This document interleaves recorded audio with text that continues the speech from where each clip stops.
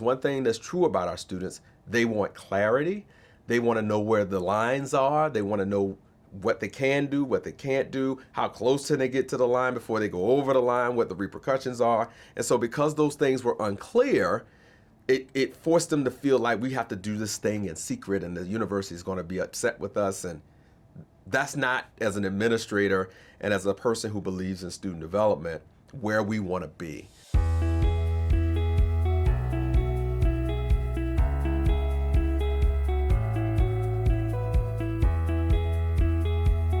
At many colleges and universities, excessive drinking is an expected part of the college culture for some students. To address this problem, Johns Hopkins University aimed to shift that culture through a multi-pronged, student-involved approach of new campus policies and practices. This is their success story.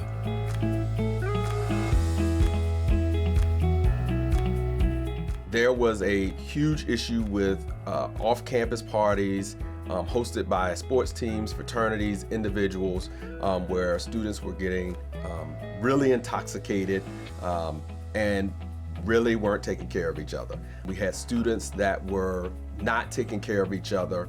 We had instances where students would throw people in the bushes so they wouldn't get in trouble if they were found drunk at their parties. When I first started at Hopkins in 2012, a typical weekend would be about 8 to 12 calls per weekend in reference to off-campus disturbances out in the community.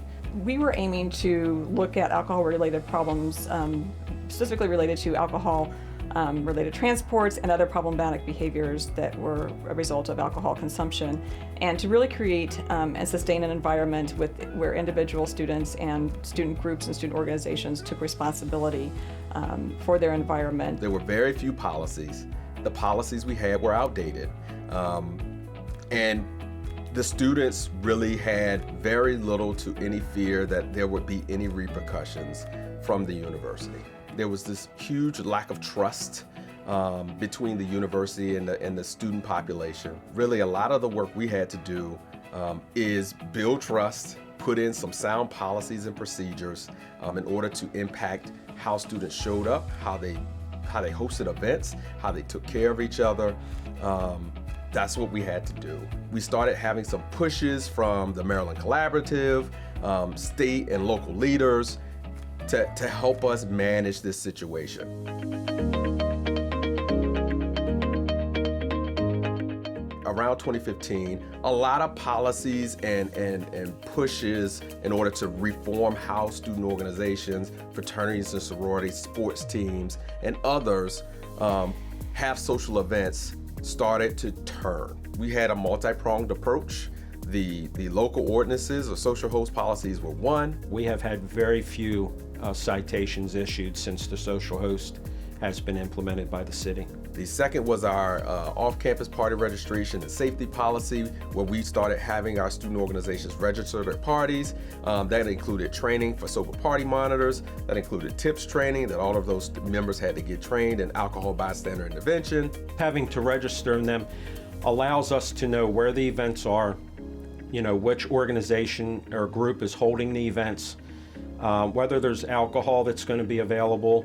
And I just touch base with the organizer, the sober party monitors, just to make sure that they're in place, that the event can begin successfully. When I'm doing the check-in for the event at the beginning, each event is given a case of water. They were given a large container of animal cookies as an unsalted snack. The other policy that has been very successful has been our amnesty policy. Hopkins protocol kind of stands out. If the amnesty protocol is implemented, that student who needs medical assistance, the student who calls, and any other students who are kind of at that event won't face disciplinary action with the university should they follow all of the appropriate steps. Kind of very different from kind of your traditional amnesty type protocol in which just the student calling and the student in need of medical assistance are covered. So we know that when there might be an issue, that students aren't afraid to call for help instead of try to handle the issue themselves. It really aims to promote getting care for students when they do overindulge in alcohol and they might have a risk to their to the health or safety and get them the treatment and care that they need. And that has been really embraced by our student body at this point, which is exactly what we were hoping for. One of the other things that we have done over the last couple of years has really revamped and really built out a very strong AOD office. We brought in a full-time staff person whose specialty is alcohol and other drug education efforts and initiatives. I really believe in taking a multi-pronged approach to prevention. Who are the different high-risk populations of students? How can I tailor and address my prevention programming for each of those particular groups? We brought in an alcohol and other drug expert a few years ago who did a large-scale motivational interviewing training with full-time staff and our student staff. I use motivational interviewing techniques to meet with students. I meet and I support students for alcohol, marijuana, and tobacco concerns. So now what happens is if a student experiences medical transport for alcohol or marijuana, the following day, a case manager from our student outreach and support office emails that student and connects with them. Sometimes they also call to check in to make sure that they got safely back from the hospital and to give them an immediate referral to me. The policy around off-campus social hosts and party registration. That policy at many institutions is only aimed at the fraternity and sorority community. Hopkins made a brave decision by making it a uniform policy that impacted all student organizations. That is how you shift culture. When we first embarked on this, we were talking about people who were ingrained in the old way of doing things. And as time has gone on and we've been able to educate more and more students, including all of our FSL students and athletes and others in those various education methods, we see more and more that they gain an understanding and an appreciation for taking care of each other. These were not expectations or policies or processes that most of our students had come to school being aware of. They were new to them, so that always creates angst and sometimes pushback. Some of the challenges that I faced out there was a little resistance at first for the students. I had to reassure them that it was not so that we can eagle eye them or, it wasn't about getting them in trouble. It was about helping them have a safe and successful event off campus.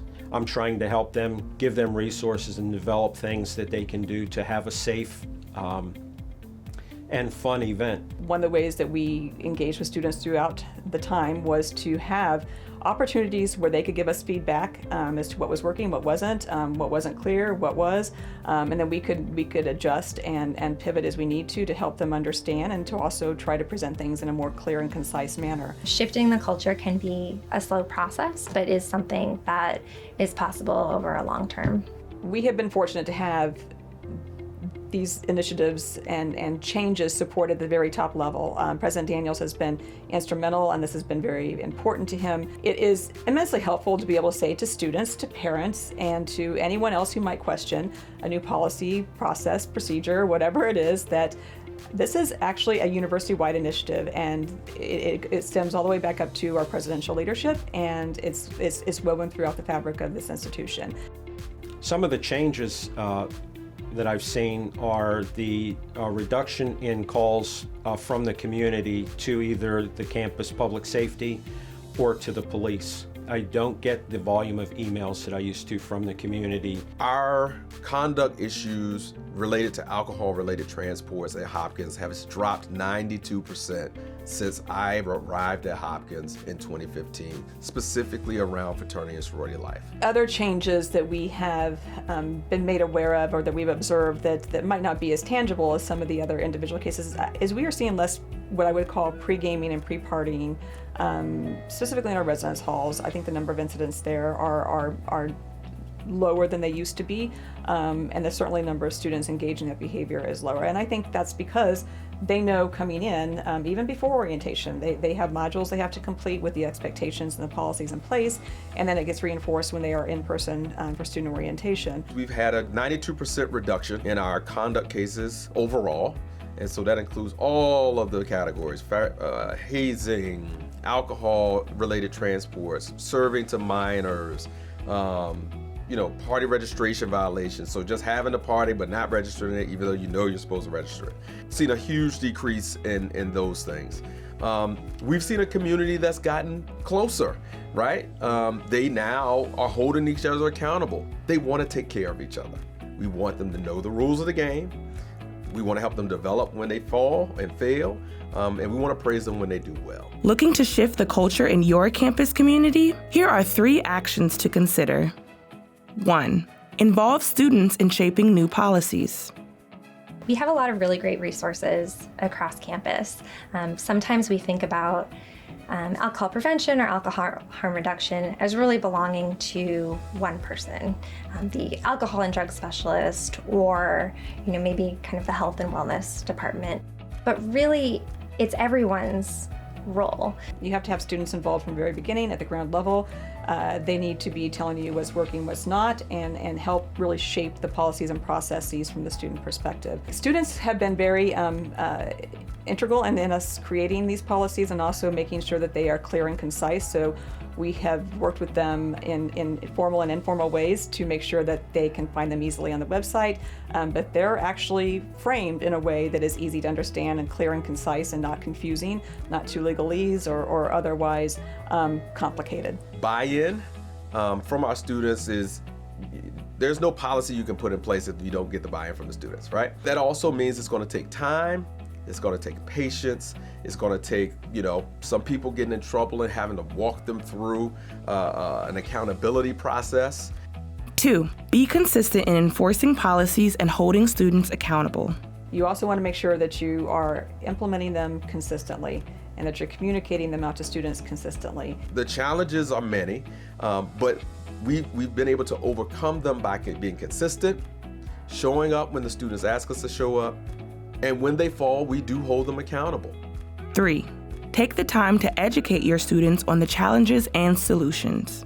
Peer education, I think, is really key too, and I think that is part of the ongoing education process. The other part of that made this important for the student population that we were dealing with is the research that the Maryland Collaborative was doing. We like to point out data and research, and typically is from a national lens. The Maryland College Alcohol Survey has been useful in really understanding our undergraduate population. The more data and more information we have, the better we'll be able to really hone in and target what that prevention work can look like. They want research that's relevant to them, that includes them, and the Maryland Collaborative sought to get that information for us. For them to see that in print, I think really started to help them understand that there was a bigger issue than what they imagined. We've been able to walk through that. We've been able to continue to grow as a community, and our students, I think, are in a better place for it. The Maryland Collaborative's A Guide to Best Practices provides a detailed description of evidence-based strategies and the research behind them. If you would like more information on identifying and implementing evidence-based strategies, access A Guide to Best Practices at marylandcollaborative.org.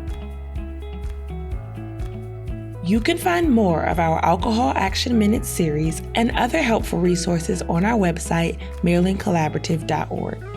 Also, be sure to follow us on Twitter and Instagram at Maryland Collab. Thanks for watching.